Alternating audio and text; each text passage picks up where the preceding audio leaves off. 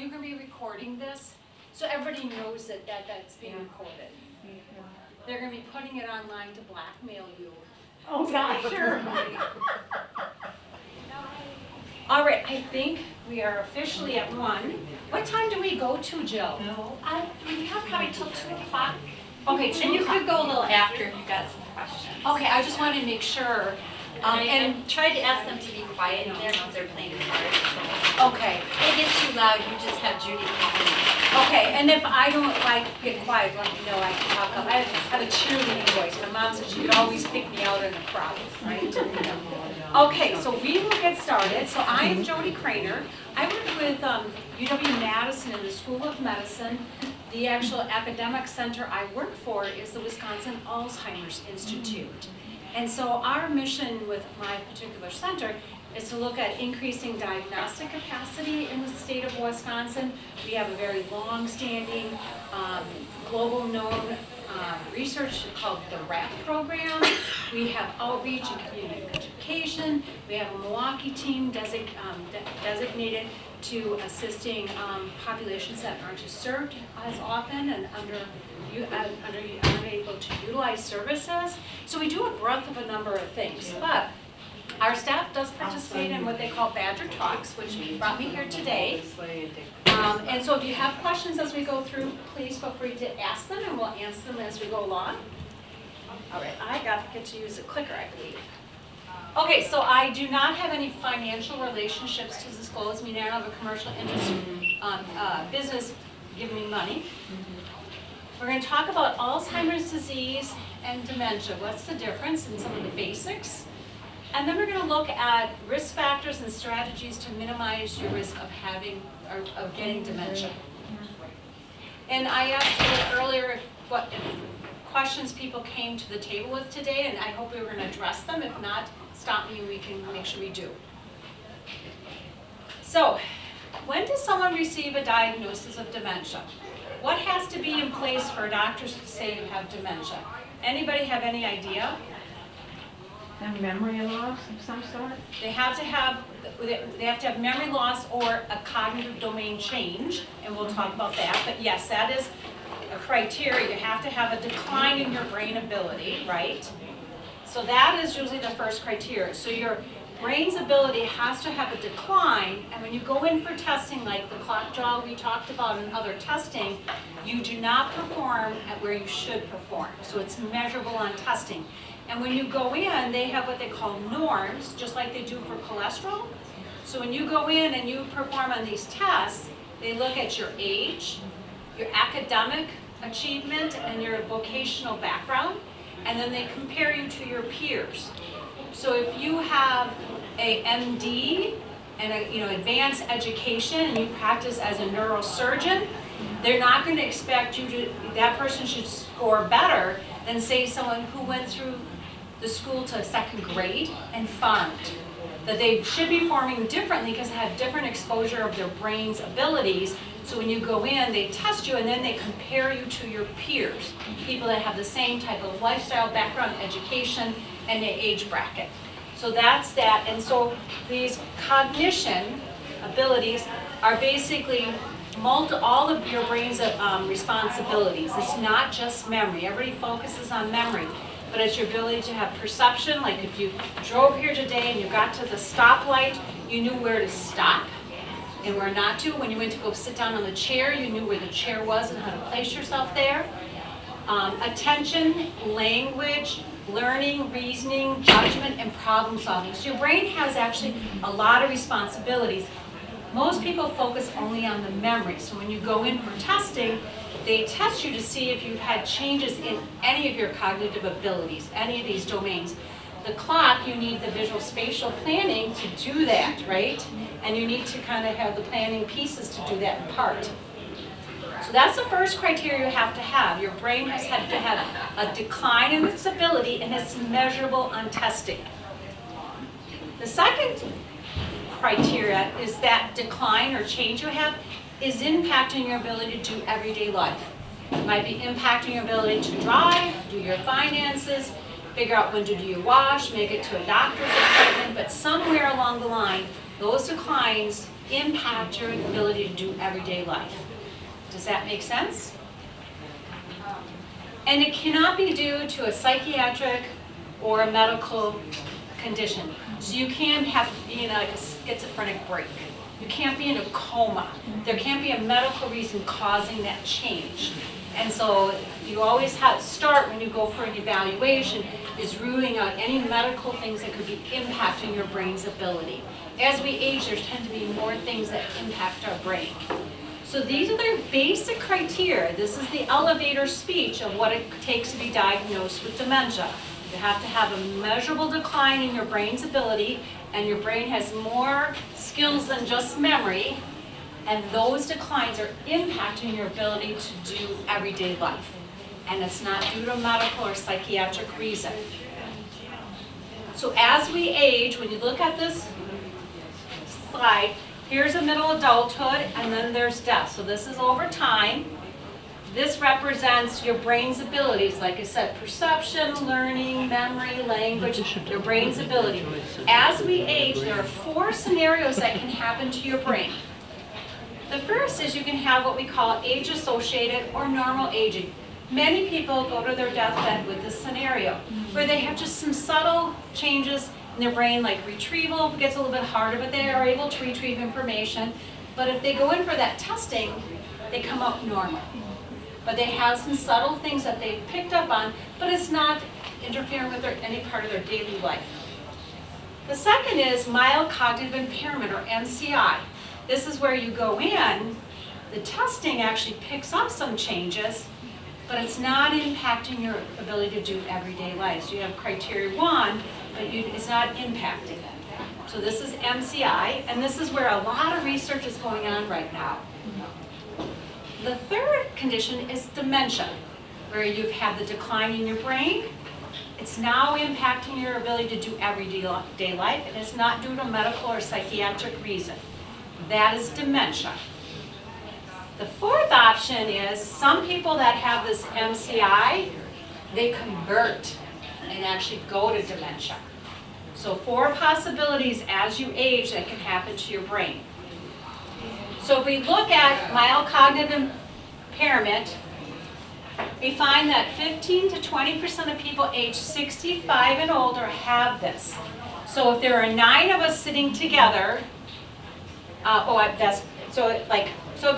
it's like 1/5. So 100 people, about 20 people, 15 to 20 people will have this if they're age 65 and older.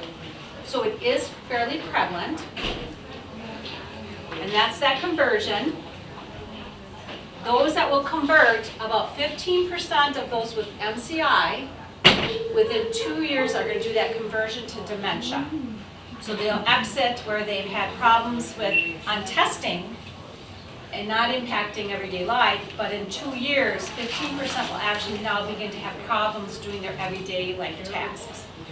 You mean like tying your shoe? Tying your shoe maybe, but like dressing or doing the wash, cooking, driving, checkbook, somewhere in what you do for yourself. They have groups called ADLs and IADLs. ADLs are everyday activities of living. So it's like walking, it's like dressing, it's like bathing. It's things that you do for yourself kind of personally that you learn as a child. And instrumental activity daily living are things like cooking, driving, finances, using telephone. So things that you learn later on. What happens is, and now this is dementia, we're going to learn there are many things that cause dementia, okay? Many things that cause that change in your brain. 32% of the people that have MCI in 5 years will actually develop dementia due to Alzheimer's disease. So the number increases as time goes on. Any questions? So Yes. Alzheimer's would show up before a dementia diagnosis? Next slide, you're getting close. We're right at that. Okay. So think about if I said, I am going to go plant flowers. Today was like a 50-degree day outside, and I decided I want to go plant some bulbs or seeds. What would you ask me? Well, I want to What kind am I gonna plant, right? So when I say I'm gonna plant flowers, you know it's some type of a plant that has fruit, flowers, or seed. It describes a basic category, right? And so you would say, well, what kind of flowers are you gonna be planting, Jolie? Look at the host of possibilities, right? So when I say flowers, you have really no idea what I'm planting per se, you just know I'm gonna plant some category. Does that make sense? So your question would be, if I said I'm going to plant flowers, you would say, well, what kind? Is it rose? Is it carnations? What kind? The same goes with the idea of dementia. This is going to answer your question, hopefully. Dementia is just a category. It just means your brain has had a decline in its abilities, and that decline is impacting your ability to do everyday life. That is dementia.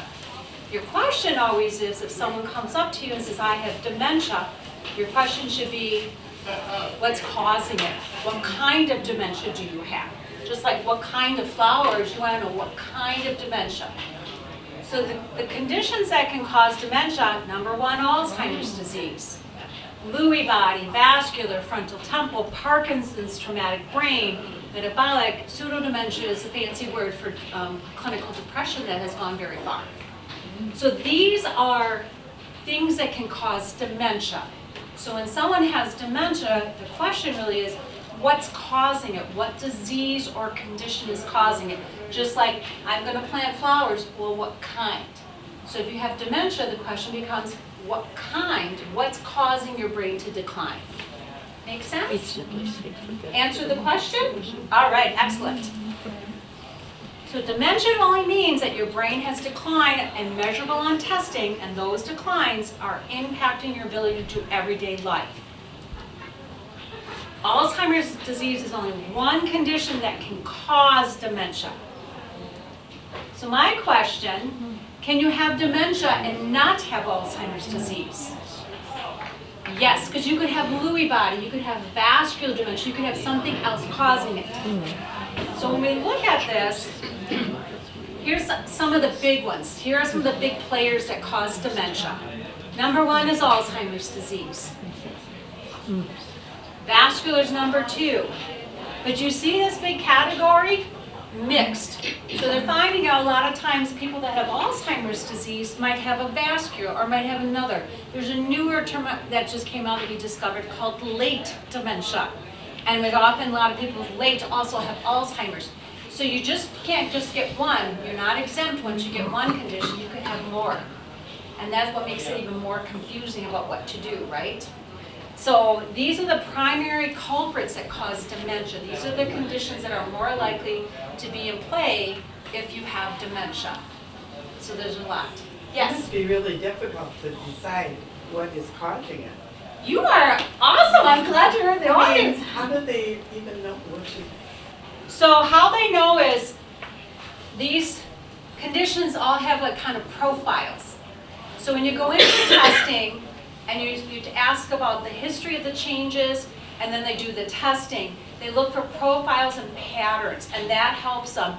And kind of what it is, and I don't know if you realize medicine's like this, it's kind of a rule-out game.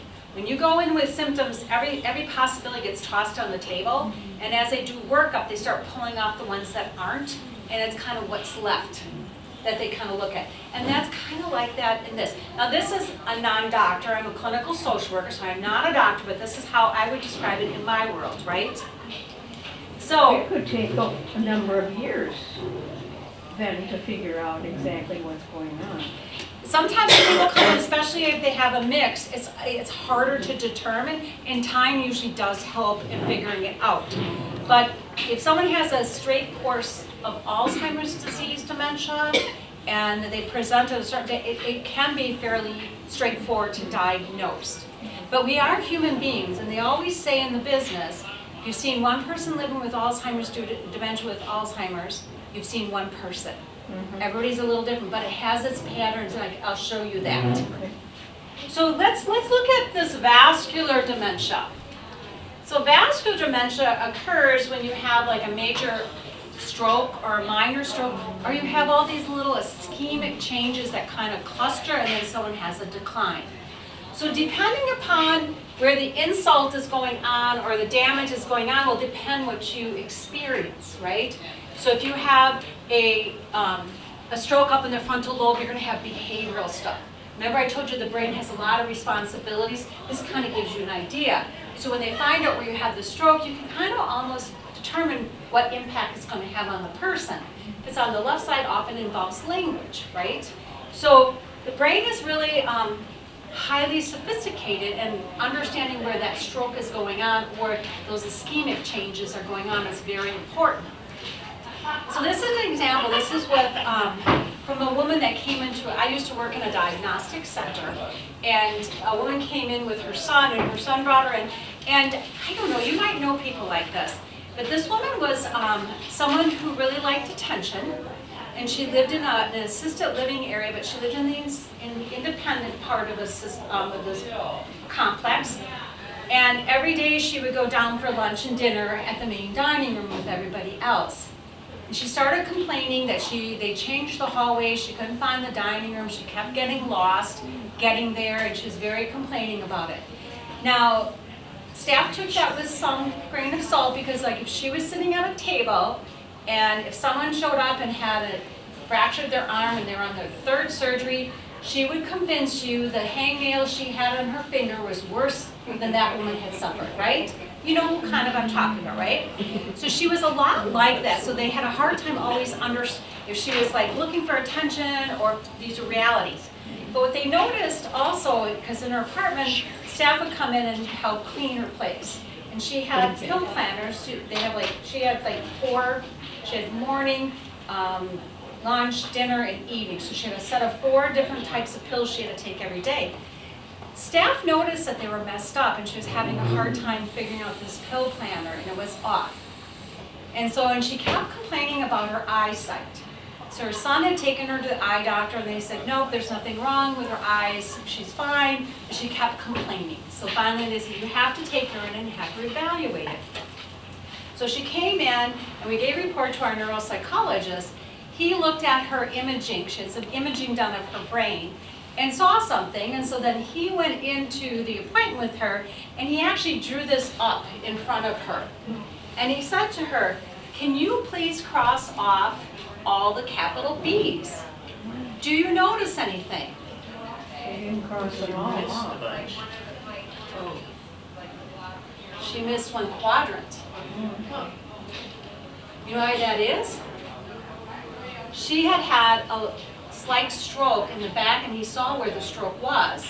And what happened, it caused her to miss one part of her vision. So when she was walking down the hallway, she had a hard time understanding it. When she went to go do the pill planner, it was really confusing because she was missing part of it, because she was not seeing it. And the eye doctors couldn't determine that?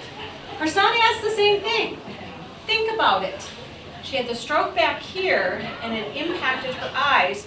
The eye doctor said her structure, her eyes, there's nothing wrong with it.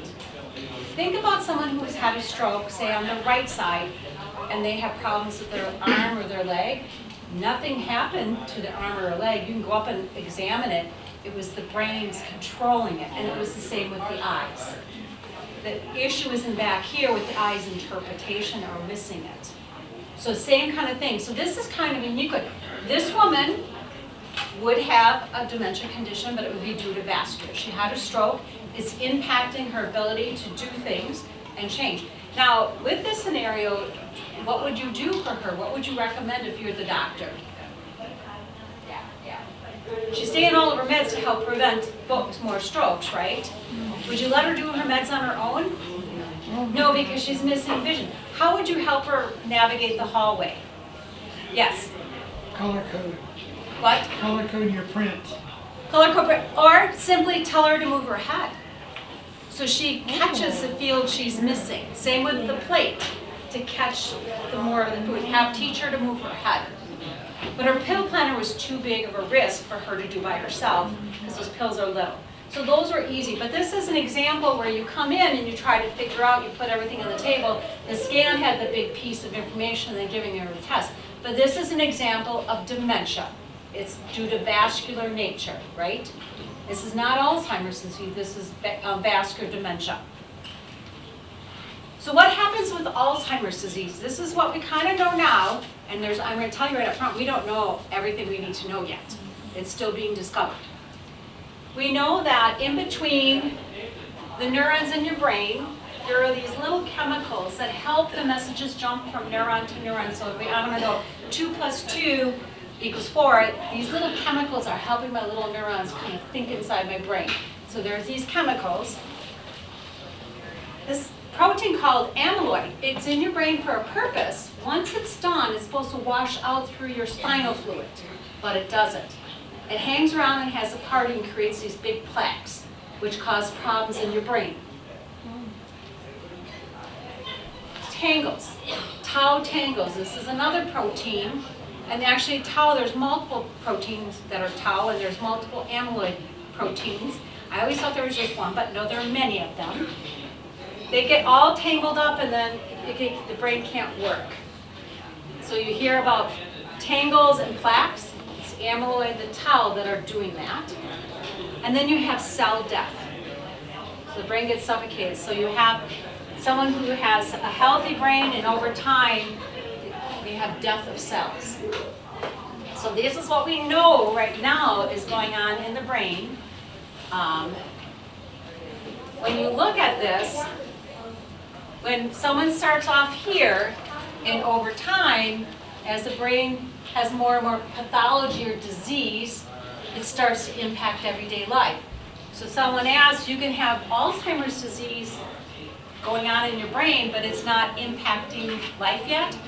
If you test on testing and it's low, you can have MCI, mild cognitive impairment, and once enough of the disease happens, it'll impact your ability to life, and then you have the dementia. So it starts, and it gradually goes over time. So we know that Alzheimer's disease, what it's going to be doing over time, typically for most people. When do you think Alzheimer's disease starts? When do you think that disease starts happening in the brain? A couple of years before any symptoms. Multiply that. Oh.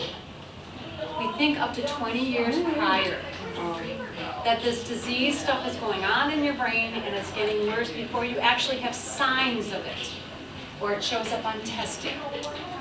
So we think that, like middle adulthood, we're seeing that people start to have it, and they're studying people younger and younger, and they're finding that they have this disease or pathology in the brain. Are there genetic markers? Some people have a genetic or familiar type. Usually, at one time it was like 3%, but they're usually younger onset. They occur before 65. And usually it's very early and it's a faster course. So what did you just say? If before 65 is the early onset? Most people, they would find it genetic, but again, we're learning more and more. So I can't give you definites anymore, but at one time it was figured like 3%, and it'd be younger onset. There are families in the globe, like I think it's in Chile, there's a group of family that almost everybody in the family system will have it by age 30, 40, and then subsequently die, and genetically they look at it and they all have the genes, and that's how they're learning about it. They study these families that have it, hoping that studying them will help us with the later onset dementia of Alzheimer's. So if you don't have any symptoms before you're 65, you probably are not going to have genetic Alzheimer's? Is that what you We said? think, but the more family history you have in it, they're finding out, because it's not going to be just one gene anymore. It's very complex. So I can't give you hard, fast answers. I'm guessing one of my researcher friends would be able to give you a little more statistics on it and tell you more, but I'm not going to be able to, sorry. But typically after 65, we call it late onset. We don't consider it familiar or genetically connected. But in 2 years, we might be saying differently. That's how much research is going on. So this is typically a course. I made this when I was in clinic practice. And what up here is it's in 3 stages. Some people use the 7 stage. The practice I was in, we used 3 stages. We learned a mild, a moderate, and a severe stage. And so the cognitive abilities is those domains again, what's going on with them. And we know with Alzheimer's disease, it starts in the hippocampus, which is where short-term memory is, your learning ability. So what you did this morning for breakfast is where it's going to be there. Eventually, memories go into other parts of the brain, but short-term memory. So what we see over time, there's typically a pattern that happens as more disease goes on and spreads to other parts of the brain. When you have changes going on in cognition, it's going to impact your behavior and your ability to do everyday life. And so in the early stages of Alzheimer's disease, what gets impacted are those things that need that short-term memory, like doing like your checkbook and finances, driving because you're constantly making decisions, and then also your medication management, because you're making decisions as you're doing your problem solving. So usually when someone would come in clinic and family would start telling me, well, they're getting lost, their checkbook's not really good, I knew then probably their meds weren't doing very well either. But over time, then you see it go into the housekeeping and like the cooking and stuff like that. And usually when the latter parts to go is like your ability to care for yourself. However, if you have short-term memory, you forgot where you wore yesterday, do you think you might wear it again today? Especially if it's your favorite shirt, right? So you'll see that because of the short-term memory, some of the hygiene goes, and it's because of the memory's not intact, right? They thought they changed. So this, and I have this handout if you're interested. I'd be happy to give it to Lisa or Ann and she can print it for you. I do have this if you're interested in it. So this is a progressive disease. Someone living with this that's tested, we know over time they're going to get worse, but we anticipate what those conditions are. So an example is like moderate stage, often people will have hallucinations and delusions, but not everybody has that. Often we see incontinence, but we might see it in early stage in a woman who maybe had 10 kids, right? So there are some changes. Again, people are different, but we have kind of predictability where people are. So someone comes in on a test called the mini mental, and they have a score of 20, not 30. I can pretty much tell you kind of what I think is going on with them. That's how pretty good we know about it, right? So the pharmaceutical treatment. You might have been hearing more about this in the news, right? Kind of looks like this to me. You know, we're trying, because we don't know everything, and it's hard to know stuff when it's in the brain and we can't just cut you open and kind of take a peek, right? So a lot of it's through imaging that is going on. And so this again, remember we talked about some of the basic things that the disease, that's how it's happening in the brain. So the first medications came out for those little chemicals between the brain, right? So they're called cognitive enhancers. Have you heard about Aricept, Romanol, and Exelon? So they came out and their job is to try to keep those little chemicals there and not let them disappear over time. That's their job. The hard thing about these meds is that that same chemical, this cholinesterase inhibitors, they're also in the stomach of your lining of your stomach. Let's get that right. And so people, when they started, they would have upset stomachs. And so you have to start slowly so the stomach also gets used to it. So these came out, but these do not change the disease. It's just hoping to slow down because it's trying to stop these chemicals from going away. But it has no impact on the amyloid or the tau. It's only one piece of the puzzle. And it's just trying to prevent them from going away. But now, a lot of the research you've heard about with the therapeutics that come out that have been very controversial, aducanumab, lecanemab, and donanemab, they all have come out, and the last two here are actually now covered by Medicare. Okay, and what their job is to go in here, and they're only for mild cognitive impairment and early stage. But their job is to go in there and get that amyloid out, because it's supposed to be going through your spine and washed out, but it doesn't. It hangs up there and has a party. So it's supposed to get it to go out. Do they know why it doesn't? Huh? Do they know why it doesn't reach out? No.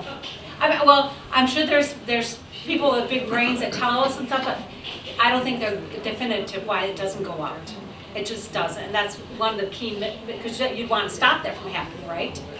But what we know now, if you go to, in order to kind of look at this, what happens is, if you go in your doctor's office and they do a spinal draw on you, what they're looking for is that amyloid coming out. If your numbers are low, they have now what should be, then they think there's amyloid staying up there. Or they can scan you and they put a dye in and they'll see these plaques. So these meds have been working to get rid of the amyloid out of your brain. Now, why isn't it being used for moderate and late? Because even if you remove it, there's been so much brain death that it's not going to impact, right? So you have to start it before it starts killing the brain, right, or doing damage on the brain. So that's why it's early. There's a lot of risk to it. There's a lot of disqualifications. You can't go on it. This is an infusion. You go in a chair and they put in, they inject you, and you sit there for a couple hours. Maybe an hour, I'm not sure. I shouldn't say how much time. But there's something called where they have these brain bleeds. So they have to monitor you. This is people who have are susceptible to that. They get disqualified, they can't go to it. So not everybody even has an option for this if they're mild cognitive impairment or early stage. But there's these brain bleeds that can happen, high risk. And so they have to monitor you with imaging to make sure you don't have them, because not everybody who has them have symptoms of them. I was at a summit recently, last week, and they were saying that they found that they took one vial from the first treatment and moved it to treatment 3. They dropped that risk by 41%. So they're learning a lot about this. Now, interesting enough, at the summit, they also said the next generation of treatment, which would be an injection, an IM injection, is on the horizon this year. So you wouldn't necessarily have to do infusion, you might be able to do injection. This is very expensive, a lot of monitoring, a chair, and then there's not the chair capacity in Wisconsin because there's people with cancer and other type of disorders, so they don't have capacity. So this has not really spread as widely as we'd like. But if you go to an injection, you'd be able to do that. But the summit's at home. So the next rounds of treatments are on the route. Any questions? This is what you've been hearing about in the news. Very expensive treatment, but Medicare covers the last 2. Did you know there are many things you could be doing that does not require meds if you are living with dementia or you are helping someone that's living with dementia, to Alzheimer's or any types of dementia? What you could be doing, and this is what you should be doing in terms of lifestyle anyway, is education. You're here today, you're doing this, is learning about dementia and the conditions that happen. There is work being done like with speech, like with communication, physical, occupational. It's like with Alzheimer's disease, as time goes on, the person's gait changes, their ability to walk become less, they have shuffling gait. Speech, PT can help with that sometimes. And then adaptable equipment and technology, advanced planning, advanced directives, medication administering, minimize financial risk. I can't begin to tell you how many people are abused in older adult. A lot of it's a financial exploitation with the scams and other pieces. Interesting enough, the statistic I recently saw was that 1 in 10 adults over 65 will have some type of abuse. And I think it's like 7 or 9. Boy, I actually have it printed here. The numbers are staggering. So, did you know that 1 in 10 persons aged 60 and older will experience some type of abuse? And that 9 in 10 who commit elder abuse are family members or someone they know. Isn't that amazing? So, yeah.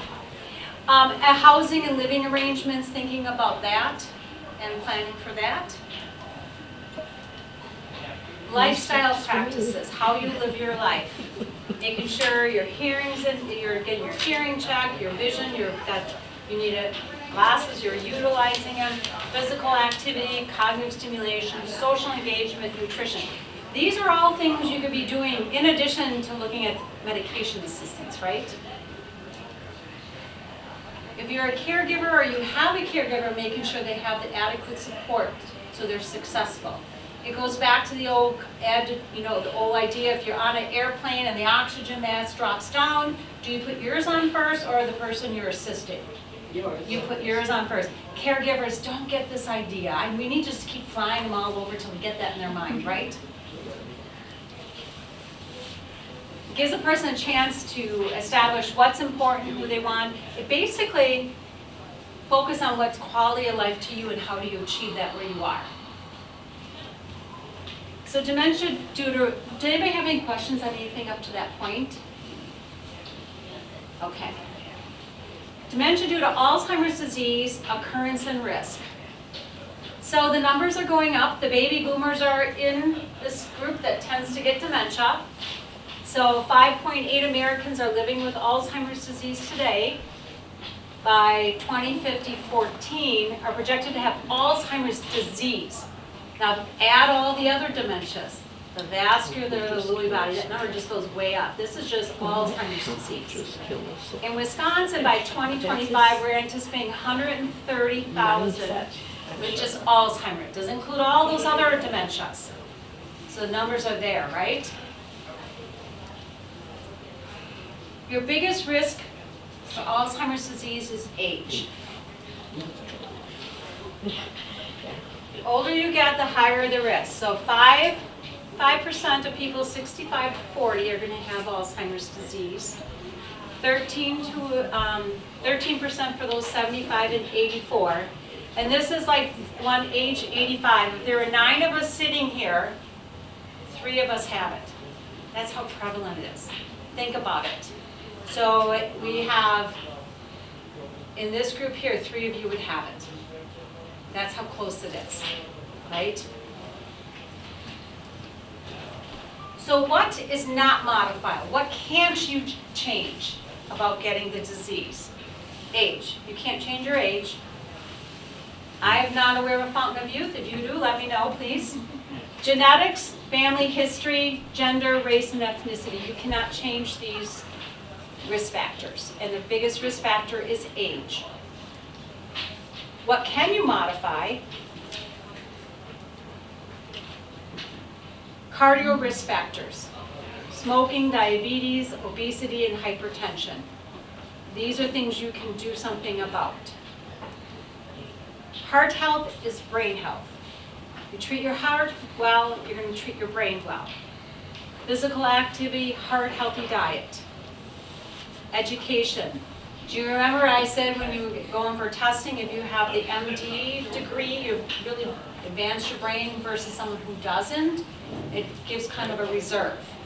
Now, that's not to say that someone who grew up on a farm and went through the second education can't enrich their brain. There may be other ways that they're doing it versus the reading, writing, and schooling, right? So you can't discount that. But your ability to keep your brain active and stimulated is important. I've worked with people that live alone and have no contact with outside people. And when you go to talk to them, they have no voice because their vocal cords never get exercised. Same with your brain. You have to use it. You have to exercise it. Social and cognitive engagement. For me, when I was in clinic, interesting, people that came in that were discovered very late in the disease, that when you met them, you didn't have as much insight that they were having the declines. But when they came in and did the testing, it was like, whoa. Guess what kind of professions kind of surprise you? Educators. Huh? Educators. Educators are a really good guess. Librarians? Why is that? They have this span of vocabulary, right? Who else? The salesperson. The person that has all the social graces, someone who has very advanced social graces, charismatic qualities. They're able to navigate the conversation fairly well, and those skills are so highly developed that it takes a while to kind of figure it out. But those were the 2 that when I was in clinic, I was like, whoa, they're that far along in the process. It's because the language skills were so developed out for the librarians, and same with the people, like the salespeople or the people that did a lot of social things. I don't know, fundraisers, people that were, just had a lot of social graces and used to interacting. They were always one of the hardest ones for me to like, whoa. Did you find them a great percentage of? No, not when I was, I mean, it depends, I'm just thinking of who went through clinic with me. I didn't see all the breadth of them, there's another social worker, so, but yeah. I always found those were very fascinating. I see one up there, cardiovascular disease, diabetes. How does that work? So diabetes has an impact on your entire system here, right? So you got to keep that in check, in line. It's a risk factor. Now my boss, she's a geriatrician, and this is her area of expertise. She would give you a very long understanding that. So have you heard like with people with diabetes, if it's not in check, that they might lose some of their sight? Because again, it's impacting the eyes and the veins. You'll see what they call diabetic neuropathy, where like bottom of their feet, they lose sense as in their neurons. That kind of toughness on the body and being hard on the body, it also is going on in the brain, right? So if you're living with diabetes, the goal is to try to keep that in check so you don't have the problems with it. And for me, I always kind of view diabetes as kind of like blowing up a balloon. What I found with people that were living with diabetes, they would take and test the waters all the time and not quite be compliant. But what I found is they didn't realize that all of a sudden the balloon just burst, and then they had the diabetic neuropathy, they lost the vision, it was too late. So they didn't have enough warning signs to kind of get it in check. So if you have diabetes, get it in check, because in my mind it's like a balloon that you're blowing up and all of a sudden it pops and it's too bad, it's so sad, right? So that's kind of how I always looked at it. It was like someone says, well, all of a sudden I just lost my vision. Where that's because you've not been compliant for a long time with it and you've just been getting away with it. It's kind of like speeding, you know, you speed all you want and then there's that one time you get caught, but it's no return. Did that answer your question? Yeah. I'm thinking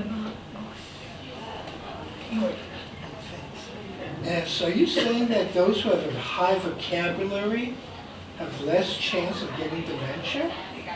What I'm saying is, like for me, they were harder to catch on testing because people didn't discover them. But there is, what they have found is people with bigger reserves, higher education, they can withstand more damage in the brain before it impacts. Does that make sense? You have a bigger bank account, so you can spend more money till it actually impacts you. So education is what they call, it helps with the reserve. You can cheat the test. Huh? You can cheat the test. You can. Have you cheated the test? It's just that's harder to catch up on. And so that's like someone coming in who is an MD that has a lot of education, we put their standards up here. So if they have had decline, we can catch it because we don't want to wait for them to come down. But they have more reserve or more abilities.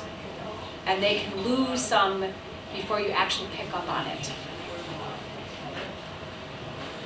I also see diabetes as a relationship of your body to how it digests sugar or uses sugar in your body. And I also believe there's a link with alcoholism, which another is sugar again. So I think there's something the way our bodies take in sugar and use it, you know, entirely. Sort of like an alcoholic combination too, you know, that and I don't know how carbohydrates work with that, because carbohydrates again are sugar. There's a lot of studies going on with food and like your stomach, your gut stuff. It's very complex. Your body's very complex. And so, as I mentioned, I'm a clinical social worker, right? I'm not a nurse and I'm not a physician. They would answer some of these questions a little bit differently. But I remember when I was in clinic, there was the studies coming out saying that vitamin E was like a protectant of AD. All of us, the neuropsychologists, the psychiatrists, the nurse practitioners, social, we went on all these high doses of vitamin E thinking, yay, we're gonna protect ourselves, right? Well, then the next round of studies came out and they did them in Illinois. Illinois is like a really unique state in that they have pockets of a community of Italians, different ethnicities that kind of work and watch their food. They studied it. And what they found out, it's not the pill you have to get it from a natural resource. It was people that had diets with high vitamin, rich vitamin, that came in and it was the way the body processed it. We all stopped the vitamin E tablets, let me tell you, they're big things.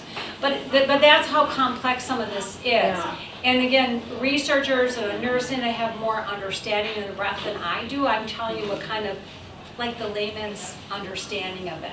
And diabetes is one of the big ones that will have an impact on your brain, your health, and every part of your body. It's a tough one, Yeah, it is. you know? Yeah. Good discussion, yes. Is there an increase in Alzheimer's and dementia since 2021? Do you know if the numbers have gone up from like 33% to 36%? So I haven't seen any studies on that. I know the clinics that I work with are affiliates. They have seen, what they have seen is that people that were living with it, with diagnosis before, decline much faster. That they have taken big hits, what they noticed. I don't have any studies on this because it's too early out, but I know that many of the folks I interface, so I interface with both the programs I work in or oversee with all state. And so I communicate with lots of folks in different parts. And what I'm hearing more is younger people coming in. You're shaking your head, are you seeing that too? Yeah. So I'm in senior living, and so one of the things that I've noticed since COVID is really the age demographic of folks coming into my communities are much younger than that 85 and things like that. We're starting to see it at a much early age. And I don't know if some of it is because of all of the awareness where people are recognizing some of those symptoms and the families are having different conversations. But it's definitely been a younger demographic the last 5 years coming into communities. Yes. And I was hearing like something on the way up here today, driving here. Like, I think it was like a number that blew my mind out, like 70 or 71% of people living in the United States are considered overweight or obese. And that compare that to other parts of the globe. And they also were talking about processed food and all kinds of stuff. We don't know all of it's connecting, but it was interesting to hear some of this. But someone has to connect it all, right? But yes, what I have heard, and this is not research, is that more and more younger people coming in, and that people that were living with dementia prior had substantial dives in their abilities during the pandemic. And then the long-term COVID, there has to be some solid research going to be done on that too. But our clinicians are always questioning that. Could it be the popularity with fast food? You know, the fried, hamburgers and Coca-Cola and French fries. I mean, we're eating a lot of junk, and we have been for a number of years now, It could be that it's catching up with us.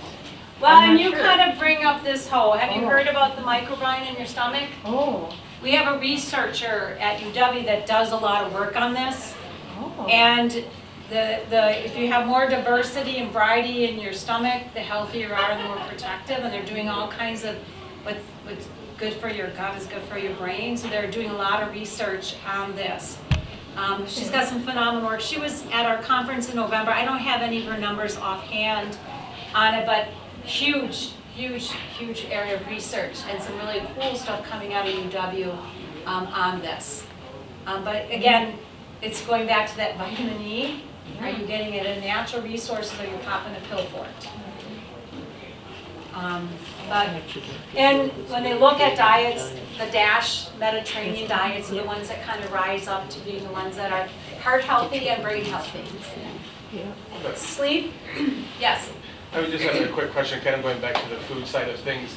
And I haven't looked into like Alzheimer's or dementia in other countries and how our numbers relate to other countries that might have very different diets and different lifestyles. Do you have any idea on how we compare with other countries? There are comparisons, and I think I can't give you a firm answer on that. I know like certain ethnicities and races it's higher, so if you're a Black or African American it's higher, I think it's 2 to 1. I believe Native Americans even have a higher, and where Asian Americans lower. So Asia, usually lower. So that does make a difference on that. I don't have the numbers offhand. But no, you're on to something there, right? And if you search, you'll find that. Yeah. And sleep, they're finding a lot of cool stuff going on with sleep. Sweet spot, I think 6, 7, 8 hours is the sweet spot. And I saw a study out saying that if you're under that, you're at higher risk for that. People that have varied sleep, I think this study is in Washington, D.C. It's out west that's going on. But a lot of very interesting thing, your brain, and what happens is when you sleep, your brain has downloading and things it's supposed to be doing. And if you don't get your brain enough time or the right type of time in that sleep to do it, it's not able to unload the stuff it's supposed to and do the processes. Very fascinating. It's been a while since I've been on a webinar, so I'm again talking social work about it. But your brain has responsibility when you're sleeping. That's why you do sleep. It's got to do some stuff. And if it doesn't do it, and like you've seen stories where someone has stayed up for like 2, 3 days and not sleep, they go psychotic. The brain has things it has to do, so you have to get good sleep.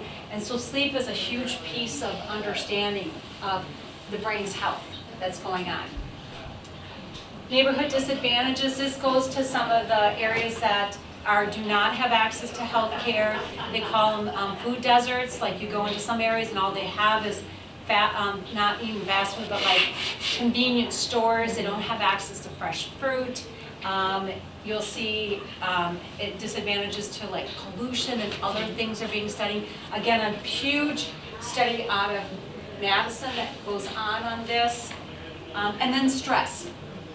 Even stress, like even middle to adult, late adulthood, find stress is a big impact. And then when you're under stress, what happens to your blood pressure? It goes up, right? And if your blood pressure is going up, what do you think is going on with your brain, right? So they're all kind of connected. So what do you think you should be doing to maximize your brain's abilities and to protect it over time? Work in the garden. You what? Work in your garden. Work in your garden. Yeah. Especially if it's stress, it helps you with stress, right? Work in your garden. Okay. You should do what Mom told you to do, Go right? and play. Did Mom tell you to do these, right? She told you to relax when you needed to, get a good night's sleep, watch your vision, exercise, eat healthy. And you know the whole rainbow. When you eat food, it should all look the same color, right? You should have a rainbow option, right, going on. Protect your brain, right? Seatbelt, have your hearing checked. There's stuff going on.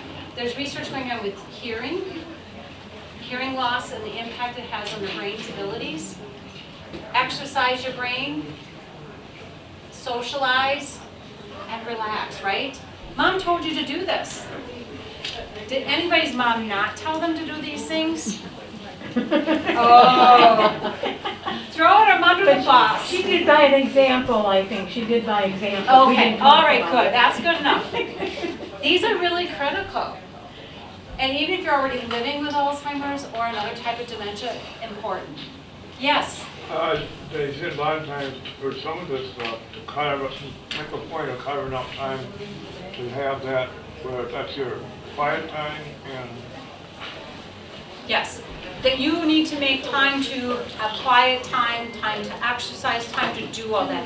You need to make it a priority. I agree. Yes? Yeah, you correctly pointed out that when it comes to diabetes, it's very similar to balloon.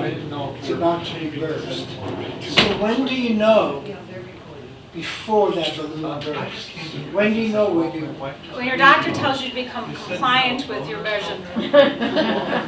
You don't want to get to that point. That's how I always viewed it. It felt like people had it and they thought they were getting by not following, and all of a sudden it's too late. That's how I always viewed it. Now this is working with people who are living with diabetes for years. That they thought they were cheating it by not being in numbers, but all of a sudden it's too late, so sad.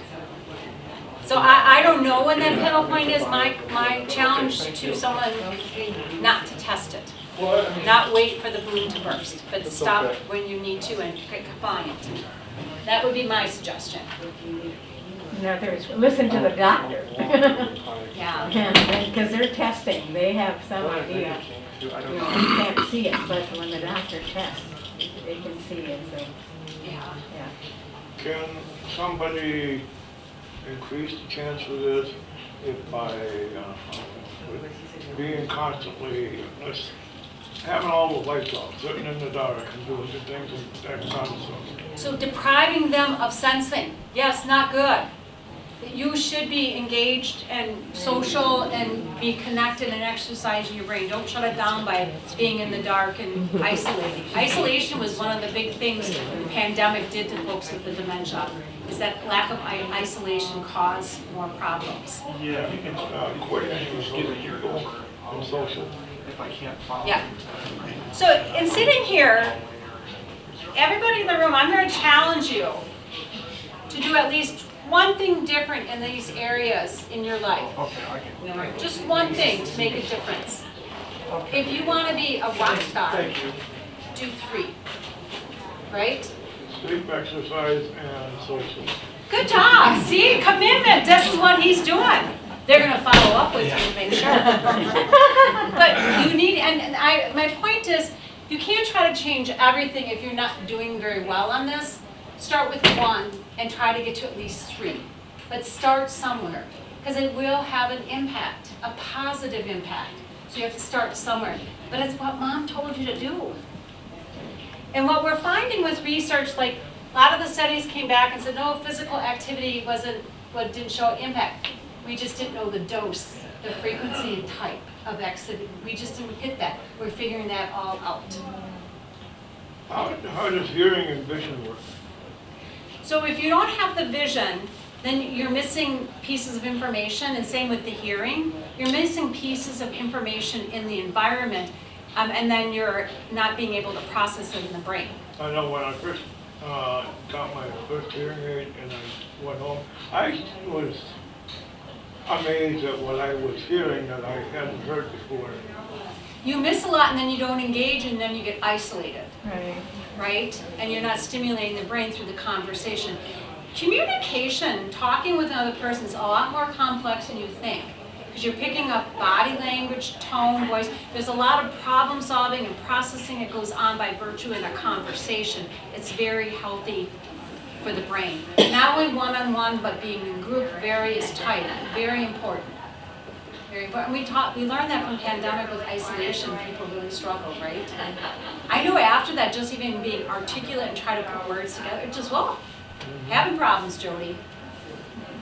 So everybody here want to commit to, at least if you're not doing well on this, at least 1, maybe up to 3 things, just try to make a difference in your life and change. And if you're living with diabetes, get in compliance. That's all I'm going to tell you.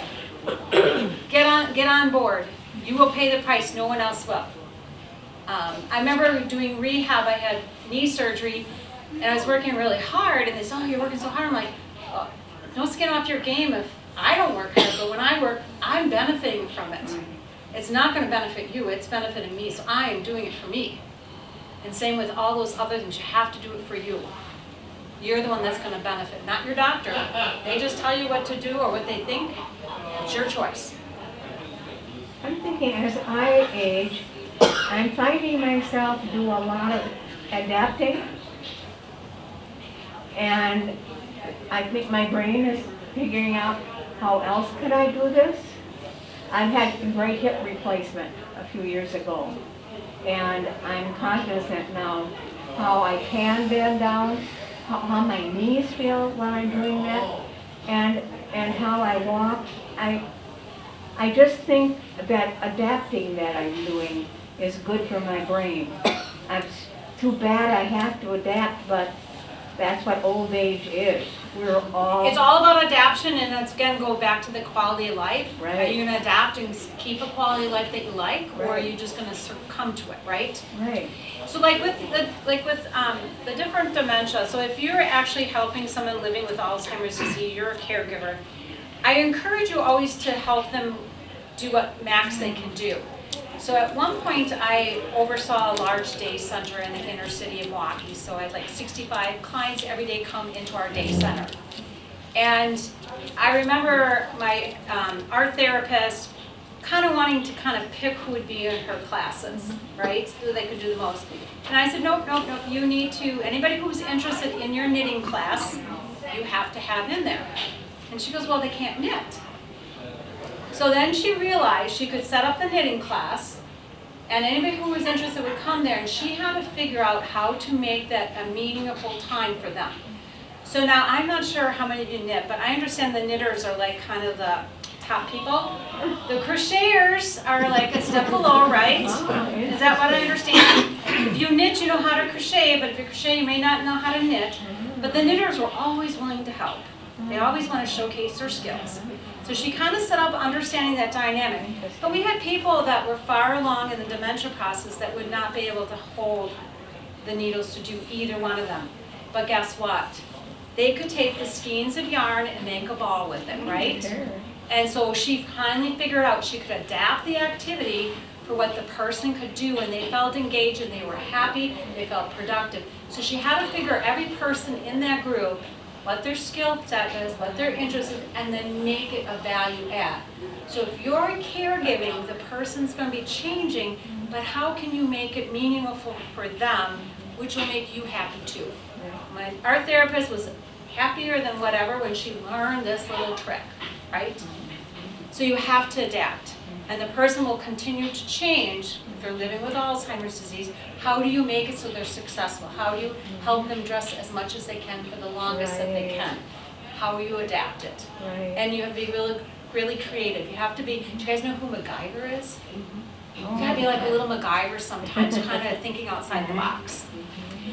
Well, we are at time. I do want to check, did anybody come and not have their question or why they came answered? We answered it all? And then some? All right, well, it's been very delightful. I've appreciated all the conversation and the question, and I hope you walk out and I hope you decide to do 1 to 3 things on this to make a difference in your life. Do you have business cards and they can contact you? Business cards? I do not, but I can write it down for you if you'd like. Yeah. I don't believe I have them in here. I'll check after we're done here, but I just didn't carry that bag with me. Sure. This one, but yeah, I can check. Because I'm interested in the biome research.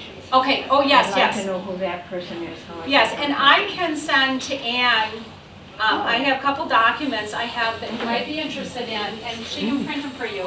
I have one that's like on brain health and questions, and then the process, and then I'll send her some of those researcher names Oh, good. that I've talked about to Ann, and then she can let the group know. Oh, that's Does that wonderful. work? That works. That's perfect. Okay. Thank you. So then you just connect with Ann if you have any questions on that. Okay. Thank you. My question, I was going to say, when, actually, you mentioned about that one person, or staying in the back, and that, now, this last statement you said about helping, that one lady that helped with the yarn, doing that same kind of procedure, could that help that person that, constantly wants to stay in the dark? So the question becomes, why does the person want to be in the dark? That actually, to me, would be the question to ask, right? And because maybe the sensory is too much for them, the light and stuff hurts, but that would be the question you ask first. But my understanding is you don't want the person to get isolated, disconnected. But if they have a need to be in the dark, you got to figure out that first, right? But you want them to be engaged in exercising their brain in another way. What I have heard is the reason she says because of the light. Right, so you have to pay attention to that. So you have to kind of adapt, as she said, try to figure it out with knowing that in place, right? You have to figure out how to keep the brain going and stuff, but if you have a need, to take care of it. The dark glasses help. Yeah, and I'm not a specialist on those kind of things, but I think you could talk to your doctor or think and maybe have someone do some research on that for you. But I want to warn you, everything you read on the internet is not always truthful, right? Everybody knows this, right? Okay. Don't say I read it on the web, it's gotta be true. No, no, no. Okay. Well, real good, thank you. Do we need a word?